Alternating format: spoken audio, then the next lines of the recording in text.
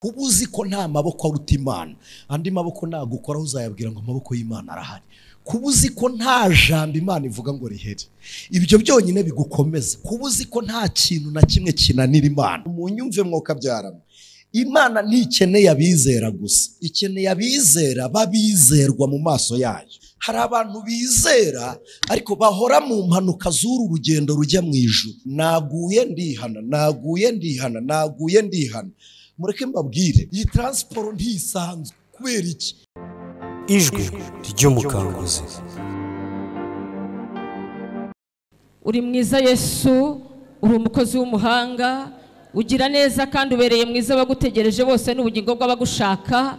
Uri intwari ku rugamba, himbazwa kuko watanze imbaraga nyinshi ku bwacu kugira ngo twongere kubaho. Watubereye umurengezi, uracyaduhetse ku mugongo wawe n'ushimwe. Tugeze mu mwanya mwiza wo kukumva Nyiringabo. Nyemberera umukozi wawe arahagurutse, akubera umugende ugeze amazi ku mitima isaraye, kandi ukuboko kwawe kwiza kumugisha kubane nawe. Imbaraga n'amavuta turabisabye mu izina rya Yesu Kristo, mu mbaraga z'amaraso ya Yesu. Dusabiye imitima yose kugira ngo ihindure imbebe ziza, ijambo ryawe riboneho gutura kandi ryera imbuto nyinshi mu izina rya Yesu. Haleluya, haleluya. Amahoro ya Kristo Yesu nabe muri mwe. Mana ishimwe. Nshimiye Imana yongeye kutugabira umugisha wo kuba hano. Ni igice cya 11 igitabo cya Daniyeli, duhereye ku murongo wa 29. Haravuze ngo nuko mu minsi yategetswe azasubira gutera ikusi, ariko muri iyo ntambara yo hanyuma ntibizamera nk'ubwa mbere, kuko inkuge z'ikitimu zizamutera zikamurwanya. Bizatuma agira ubwoba asubireyo arakariye isezerano ryera, kandi azakora uko ashatse. Ni koko azasubirayo yitaye ku baretse isezerano ryera. Azahagurutsa ingabo ze zonone ubuturo bubwera n'igihome, bakureho n'igitambo gihoraho, bashyireho ikizira cy'umurimbuzi. 32. Abaca mu isezerano azabayobesha kubashyekenga, ariko abantu bazi Imana yabo bazakomera bakora iby'ubutwari. Amen. Mwakire neza iri jambo ku bwa Kristo Yesu. Imana ishimwe ko iduciriye akanzu tukaboneka hano. Dushimiye n'abayobozi bacu, Imana ibaha umugisha. Twaganiriye ijambo ry'Imana ku munsi wa mbere, tuganira ku kwizera, tuganira ku mwuka wera. Twasomye mu butumwa bwiza bwanditswe na Yohana. Bwa kabiri tuganira ku mwuka wera. Ndagira ngo n'uyu mwanya tuganire ijambo rivuga ngo kumenya Imana. Twaganiriye ku kwizera, tureba kwizera. Bibiliya iravuga ngo umukiranutsi azabeshwaho no kwizera, ariko nasubira inyuma umutima w'Imana ntabwo uzamwishimira.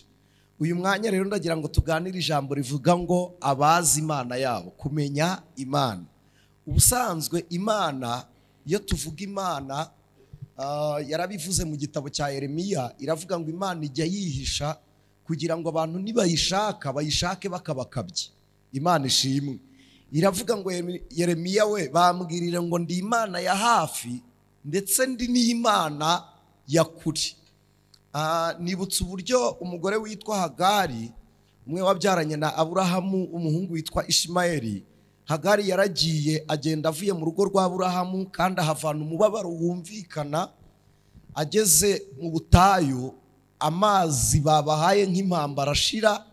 Hagari ahagarika umutima, abona umwana, amarira y'umwana, abona ntashoboye kubisiporuta mu matwi. Hagari asiga umwana ari aho yanegekaye, aragenda ajya kure kuvuza induru. Imana ireba Ishimayeli, ifukura iriba. Burya Ishimayeli yabonye iriba mbere y'uko Hagari aribona. Marayika arangije aramanuka abwira Hagari, aramubaza ngo Hagari we, urarizwa n'iki? Subirayo, umwana yabonye amazi yo kunywa. Imana ishimwe. Imana ni igitangaza, ibika ibiduoza mu gihe cy'amarira. Nkunda uburyo Abisirayeli bava muri Egiputa baravunitse, bagenda urugendo rurerure, ariko Imana ntiyemera hari n'umwe utwara n'injerekani ku mutwe nibura ngo arizavinga amazi bazanywa bari mu rugendo. Bishwe n'umwuma barataka, bavuza induru babwira Mose ngo inyota iratwishe tuguye hano, kandi byari igitutsi. Mose arangije ajya imbere y'Uwiteka, Imana iramubwira ngo ntabwo amazi ari kure, kubita urutare. Agira ngo tuganire ijambo rivuga ngo kumenya Imana. Imana ibika amazi mu rutare, bahageze abariho baririra kandi urutare ruhari.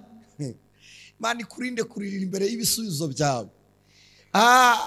Twari turi ahantu nimugoroba turi gusenga n'umuvandimwe avuga ijambo rikomeye, aravuga ngo Imana igikoresha ibikoresho bihari igakora ikintu kitari kiriho.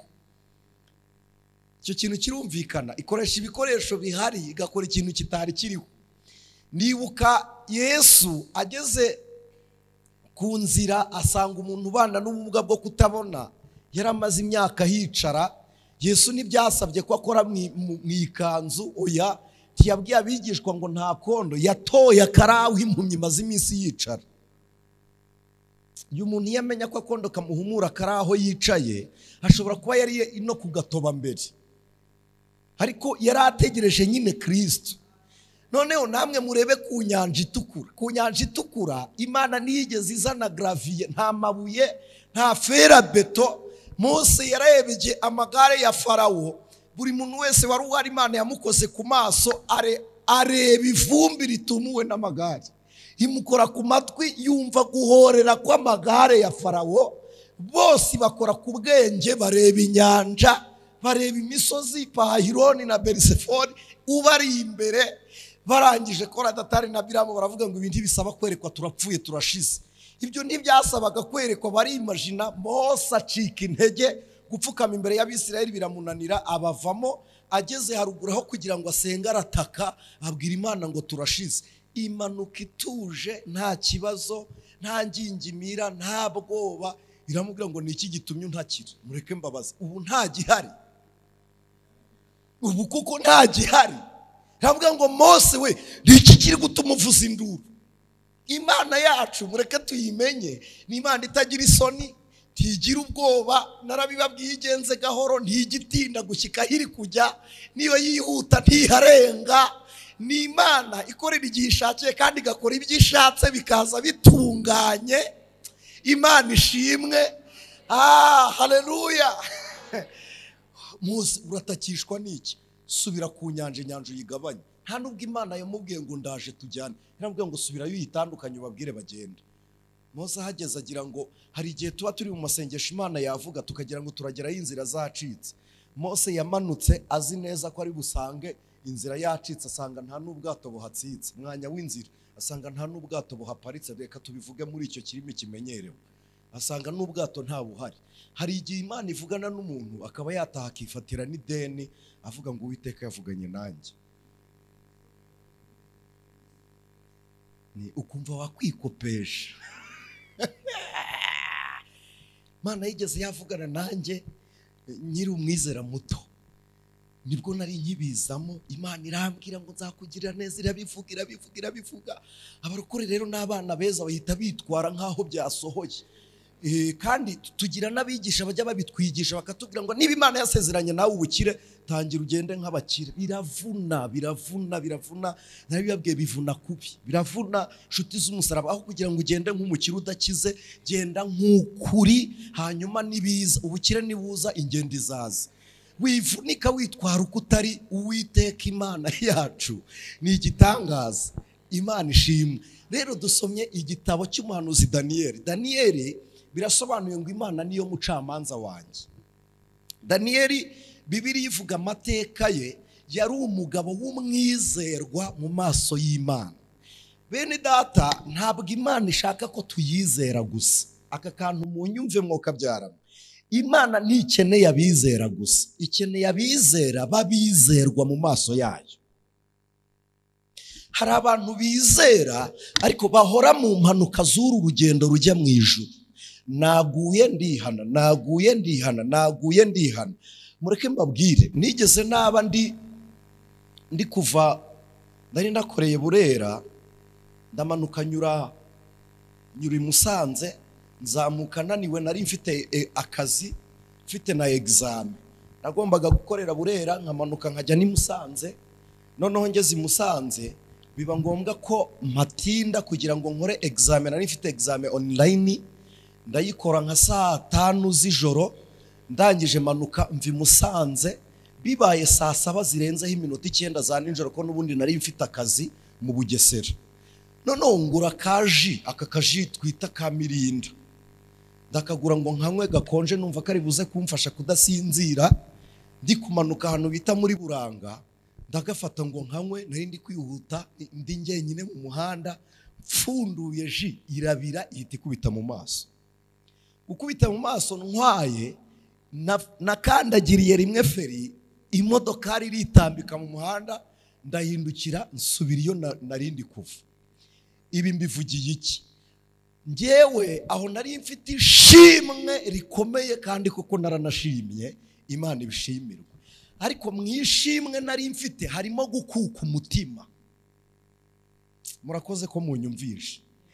Ubundi umuntu warokotse impanuka ntakwiriye gushima kuruta umuntu utayibonye. Umuntu warokotse impanuka rimwe na rimwe agira ibikomere. Cya kabiri, umutima urahagaze.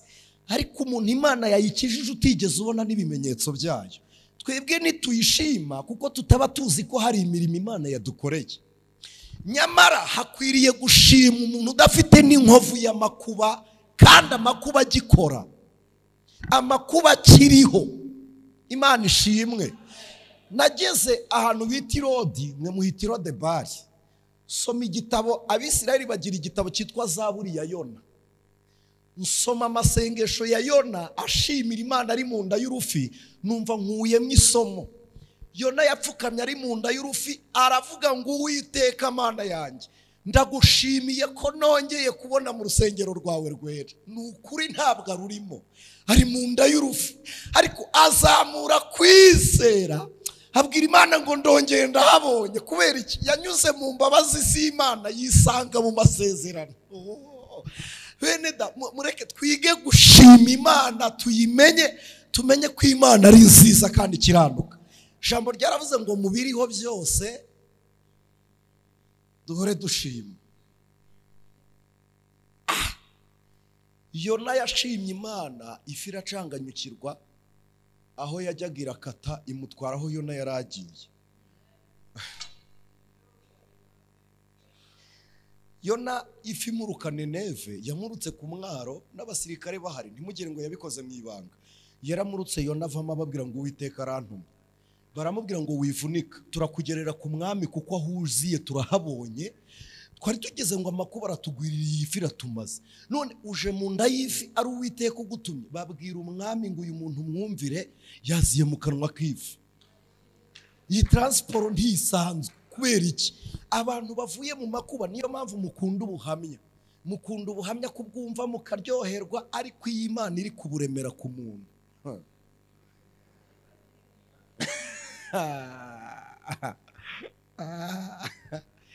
Nitwirirwa turirimba amashimwe ya Yobu. Yobu ni umugabo wakiranutse, nabikomojeho ejo bundi, agatamba n'ibitambo by'urubyaro rwe, aragenda nezeza Imana, Imana irishima. Ariko bukeye mu gitondo Satani amusabye, Imana iramubwira ngo akira. Wowe ntukore ku bugingo, ariko akira.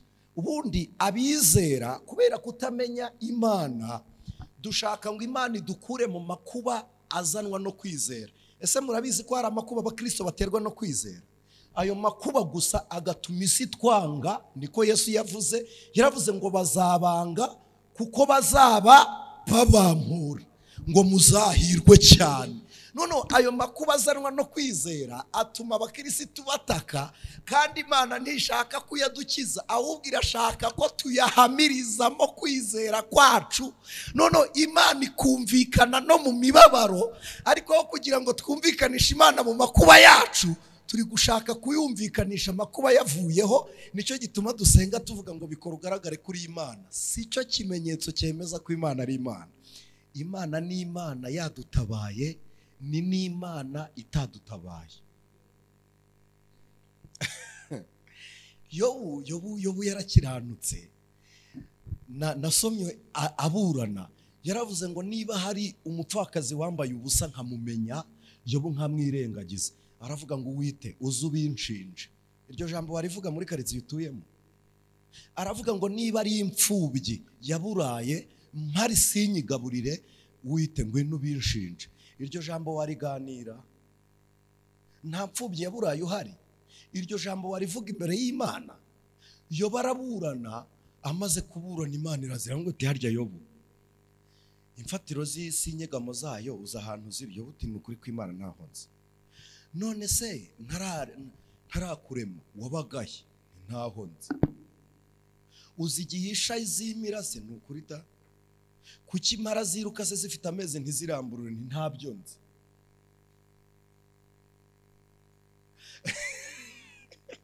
Uti ntabyo nzi. Irangije iramureba imubaza ibibazo byinshi ntago matinda. Arangije aravuga atari kuwite twiganirire turi kumwe. Aravuga ngo bari barakumbwiye. Impamvu nashoye urubanza rwose nuko numvise abantu bakuvuga. N'abantu bakuvuze barakumbwira, ariko noneho ndakubonye. Aramanika aravuga ngo iyo mburanye nawe nsanga ari wowe ukiranuka. Nsanga ari wowe ukiranuka. Nukuri menya Imana, Imana irakiranuka. Imana ishimwe. Imana yacu irakiranuka. Nta rubanza ifite no mu byago n'amakuba wahuye nabyo. Nta kibazo ifitanye nawe. Nasenganye n'umuhungu igihe kimwe Imana ivugana natwe, ntiyari afite nakenda ko kwambara, uretse nakenda ko kwambara naho kuba hari ntaho yari ingange nyine kwideburiya tu. Imana irazira amubwira ngo nguhaye umugore. Turaseka turavuga ati ntabwo ari icyo wagahereyeho. Imana ntijihera mu bikenewe by'ubwenge bwacu. Nta mwenda, ntacyo kurya, ntaho kuba ngo nguhaye umugore. Bukeye Imana ikora igitangaza, abona akazi k'amezi 3, akuramo amafaranga, abona inkwano. Arambwira ati nise uzi ko buryo umugore namuzana. Ntamwana igerageza Uwiteka yarabivuze. Umugore apfa agize bamaranye amezi 6, kunda y'amezi 6 ivamo yapfanye n'umugore. Arangije amfata ukuboko arambwira ngo ngwino hano. Ibi bintu nimwe mwabinzanyemo. Arambwira ngo tugende. Ivugana nanjye nari nyisabye umugore nti nukuri ntawe wari usabye. None se kuki mwisha aribwo mukeneye? Turazamuka. Afata Bibiliya ayirambika hasi n'igitabo cy'indirimbo, aravuga ngo Imana ibivuga wari uhari, mbwira unayibaze. Ndavuga igaceceka. Arambwira ngo yibaze yiciye iki umugore wanjye? Umugore wanjye apfuye Imana irebaye.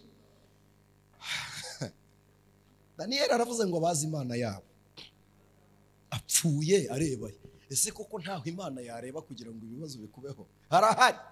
Twarasenze tuvaho ndamuhumuriza biranga, aramanuka. Bibiliya ndayiterura n'igitabo cy'indirimbo ndagenda. Haciyemo iminsi 3 arambwira ngo tugende tujye Murangi. Tujye Murangi ahantu biti Murangi tujya gusenga.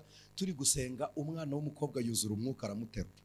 Aravuga ngo maze iminsi ufite umubabaro mwinshi, ngo ariko aho watangiriye kubabarira niho umugore wawe yatangiriye kwishima. Imana yagusezeranyije umugore, umugore wawe Imana imusezeranya ubugingo. Wewe wabonye umugore n'umugore yabonye ubugingo. Aravuga ngo isezerano rya mwembi Imana yarisohoje yihuse. Ewe data we, nasomye ijambo ry'Imana rirambwira ngo igishyitse gishyitse bya bindi bidashyitse bihita bikurwaho. Hari ibintu bidashyitse mutegereje, amazu burya ni ikidashyitse kuko kizasigara inaha, imodoka ni ikidashyitse kizasigara inaha. Imana ntiyaguha impamba washyitsi yugi. Ntabwo yaguha impamba washyitsi yugi. Hari igihe yoroshye urugendo ugashyika vuba. Niyo waba uri kuri drapeau national wari waragumiwe, umanitse ukuboko ukavuga uti mu byago no mu makuba tubyaye cyangwa tutabyaye tuzabana nk'uko twabyiyemeje, kandi nta nubwo tubitegetswe. Niko amategeko abiteganya, ntabwo ari ukubitegeka, bititwa kubashyingira ku gahato. Nk'uko twabyiyemeje dukurikije uko amategeko ya Repubulika y'u Rwanda abiteganya. Ibyo ntibizabuza impanda kuvuga. Izavuga abantu bakiri mu murenge. Niyo uruhinja rwaba rurize, ingumbi byaye, amarira y'uruhinja kumvikana bakikaryamisha mu gituza, Imana izagahamagara, kuko mu rurembo rw'abizera niho heza kuruta uko katinda mu biganza bya nyina. Umubabaro wo kugise ntuzigera uhagarika ijwi ry'impanda. yabaraho guti nukuri nuko bakumbwiye. Arataha. Yavuze ijambo nkunda, aravuga ngo haracyariho ibyiringiro by'uko igiti cyatemwe iyo imizi yacyo yumvise amazi kirongera kigashibuka kikagira ibibabi by'ibitontome. Awe data we, kirongera kigashibuka. Mperutse kwicara ndi gusoma Bibiliya mbitekerezaho, ndeba ukuntu iyo igiti kijya gushibuka ntigihindura umurima cyari giteyemo, gishibuka ishoka yagitemye igihari, gishibuka amaboko yagitemye agikomeye.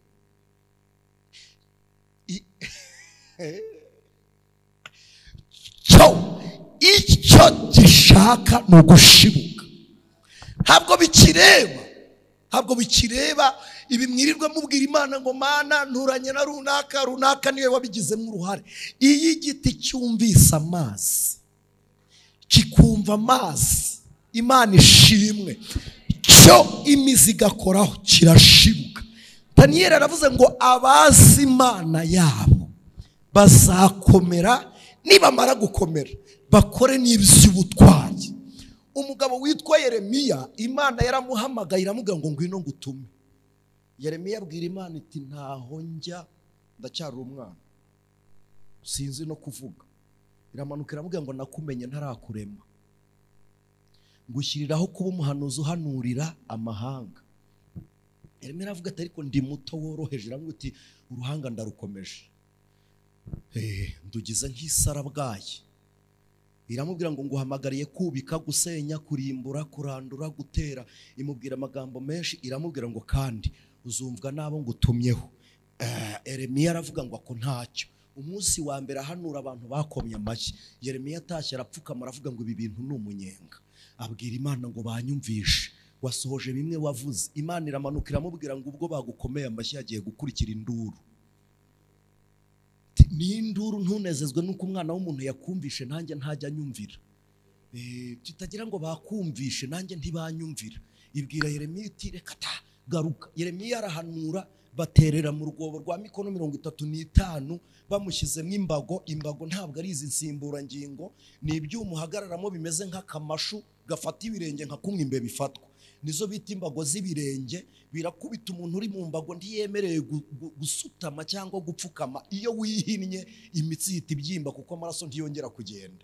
Hanyuma izo mu ijosi ni imbago bagushyira mu maboko, na hano no mu ijosi n'icyuma utateruza amaboko zikaguhetamisha. Bamufata ameza atyo, bamuta mu rwobo rw'isayo. Ageze yabwira Imana aravuga ngo njyewe ibyawe numva ntabivuga, ubundi waranshutse nemera gushukika, nta nibyo nari kuvuga kuko ndabizi ko bingiraho ingaruka muri ubu bwami ndimo. Aravuga ngo nuko mbiceceka nkumva bibaye nk'umuriro uzamuka bigatwika mu magufwa. Aravuga ngo sinakabaye mbivuga kugira ngo nkire umuriro ubuntege.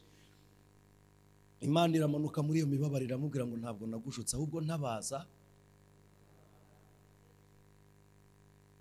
nkwereke ibindi bikomeye biruhije. Yeremiya agira ngo azamuka, ageze hejuru ntiyarazi kwandika, yandikirwaga n'umwanditsi witwa Baruki. Ageze hejuru Imana iramubwira ngo Yeremiya, hari icyo nje kukubwira ku buzima bwawe bwihariye nk'ikaramu. Ntuzigere uzana umugore, ntiwemerewe gushaka. Irangira ibuza Yeremiya byose. Reka nirukanke. Umunsi Yeremiya yakuwe mu rwobo, iri jambo dukunda kuribwiriza cyane ngo none uyu munsi ndakubohora. Nebuzaradini yaramubwiye ngo ndakubohora ngo ukureho iminyururu yari iri ku maboko yari ikuboshye. Ntabwo ngo aho ushaka ubona hakubonereye abari hujya, nugera niba Babuloni nzahaguhera ihumure, ndabigusezeranije. Mu gihe cy'intambara amuha impano, Bibiliya iravuga ngo n'impamba. Yeremiya wo kugira ngo ajye i Babuloni yibuka ko isanduka y'Uwiteka ikiri aho ngaho. Aravuga ngo kandi abanyamahanga baduteye. Aravuga ngo nubwo nari mu mibabaro myinshi ariko Imana ntikanyagwe mpari. Anyura mu gikari atwara isanduka y'isezerano ry'Imana. N'uyu munsi ntibaza hiba yahishwe na Yeremiya. Arayitwara abwira Imana ngo nubwo mvuye mu mibabaro ariko isanduka y'Uwiteka ntikajyanwe n'amaboko y'abatizera. Bene data nshuti z'umusaraba, menya Imana n'uburyo ubana nayo. Imana iragenda ihira Yeremiya. reka nihute ngere hafi dusoze. Uyu mugabo Daniyeli yabaye kuri Babuloni arakiranuka, bashyiraho ibigirwamana, yahasanze ibigirwamana 226 barabidevelopa ibigirwamana byinshi. Aravuga ngo sinziyandurisha ibyo kurya by'ibwami. Aravuga ngo Imana irabyanga, ibi biryo n'intonorano n'ibyo baterekeresheje, aravuga ngo simbirya. Afungura amadirishya areba i Yerusalemu, aravuga ngo nubwo urusengero rw'Imana rutaba hano, ariko ubuturo bw'Imana buri muri twebwe. Aravuga ngo ubw'Imana iri muri twe nzajya nsabana nayo uko bwije nuko bukeye. Afungura amadirishya areba i Yerusalemu. Daniyeli arasenga, Imana iragenda yumva gusenga kwa Daniyeli, Imana ishimwe. Aravuga ngo kandi nta mirimo tuzakorera i Babuloni yo kuramya no guhimbaza Imana. Bamanika inanga, baravuga ngo Uwiteka we, niducurangira abantu b'i Babuloni tukabikora ukuboko kwacu kw'iburyo, nitubikora twibagiwe Yerusalemu, ukuboko kw'iburyo nako kuzibagirwe gukora, n'ururimi ruzafatana n'igisenge cy'akanwa twibagirwe kuvuga. Aravuga ngo ntabyo tuzavugira hano. Aravuga ngo ntituzigera tugira ikintu dukorera hano, tutazita ku bantu b'i Babuloni tugacumura ku Uwiteka. Reka nihute. Daniyeli agera igihe atabwa mu rwobo kubera agakiza n'Imana iri muri we. Intare, aho kugira ngo intare zirye Daniyeli, muzasome Bibiliya si komanteri, hari utuntu tugenda twishyiriramo mukagira ngo ni ibyanditswe, sibyo. Ariko musome Bibiliya iravuga ngo intare zarasinziriye, umwami abura ibitotsi. Ibitotsi byari ibwami byagiye mu ntare. Umwami akanura nk'intare, intare zisinzira nk'umwami, kandi ziri kumwe na Daniyeli. Bazisonzesheje gatatu. Daniyeli agiyemo zongera inzara. Iyo umuntu azi Imana aba mu makuba akomeye, aba mu bigeragezo akomeye. Iyo umuntu yamenye Imana, kuko Daniyeli yaravuze ngo sinzigera niyandurisha ibyo kurya by'ibwami, nzabana n'Imana ntayanduranyijeho. Baroko Imana ibarinde kwanduranya ku Mana. Imana iguha amaboko, amina, guha amaboko agukomeza muri uru rugendo urimo, muri iyi Gatenga, muri iyi Kigali. Imana iguhe gukiranuka ubitewe no kumenya Imana, bitewe no kumenya Imana, ubitewe no kumenya Imana. Imana iguhe gukiranuka ubitewe no kumenya Imana. Aravuze ngo abantu bazi Imana yabo bazakomera. Kuba uzi ko nta maboko aruta Imana, andi maboko nagukoraho uzayabwira ngo amaboko y'Imana arahari. Kuba uzi ko nta jambo Imana ivuga ngo rihere, ibyo byonyine bigukomeze. Kuba uzi ko nta kintu na kimwe kinanira Imana, ibyo bigukomeze. Muri iyi nibature n'abadukurikiye online, Imana yacu niyo kwizera. Dusenga n'Imana. Imana yacu niyo kwizerwa. Itunga abantu bakora n'abadakora, itunga abana bafite se na nyina n'abatabagira, itunga abantu badafite shinge na rugero. Iyi Mana ni igitangaza, ituvura tutanyweye imiti, iguha ururimi rw'umwuka utize bitagombeye kujya mu ijuru, wizerera inaha ikaguha ibyiriye. Imana yacu ni igitangaza, ni inyembaraga. Imana yaciye inzira ku nyanja itukura, ayo maboko aracyahari ntaracogora. Menya ko ari wowe utumva Imana, ariko yo ibyo yavuze iracyabyiumvamo kandi izabisohoza. Ndabinginze mwegereje urusaba abayobozi bacu banyemerera isengesho ndisenga umunota. Turagushimiye Mana, twihutiye kumenya amakuba y'ibyatubayeho bituma ducogora tugira ngo turapfuye.